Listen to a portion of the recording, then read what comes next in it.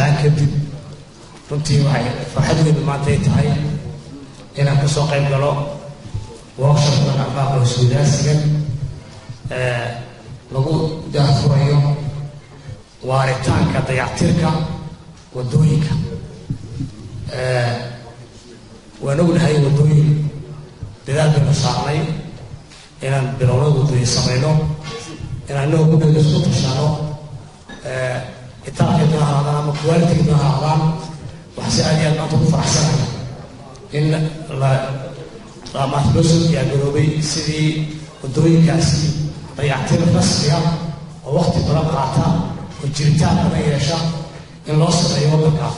aad iyo aad u faraxsanahay runtii waxaan marka hore mahadnaqayaa hay-adaha EU-ga wadamada EU-ga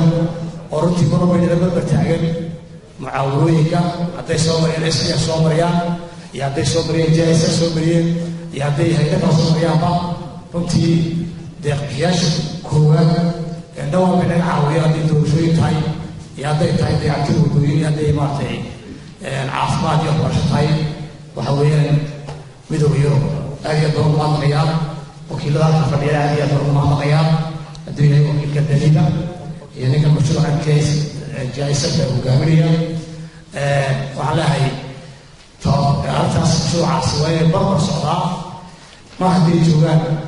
dowladdii hoose iyo ciddii hooseysa wadooyinka oo dhalay inaynu barbar socdo tababar lagu tababarayo dowladaha hoosena sidii dayactirkaasi loo wadi lahaa maadaama dalka ka socoto maamul daadejin oo loo daadejinayo maamulkii iyo adeegyadii loo dhoweynayo dowladaha hoose inay wax ka codsan lahayn ay barbar wado muddada mashruuca wado iyadoo kolleyba maanta hadda aqaalka lasu weydaasanaya aqoon fara badan haddana shaqadaas socoto kudheeda in lagu dhex tababaro hadday tahay wasaaradda hawlaha guud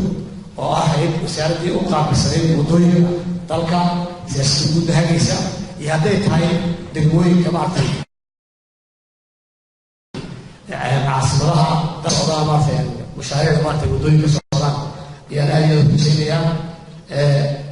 waxaan sidahay markay taya noqotana taya la arkay rajo fiican oo aad wanaagsan hortii jilaan ku jirta waddan walba wax caan ku yahay markaanaad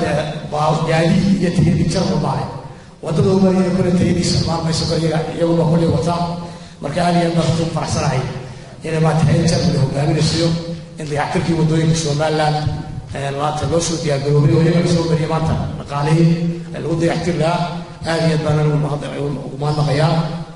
workshop-kii ama aqoon-is-weydaarsiga uu furan yahay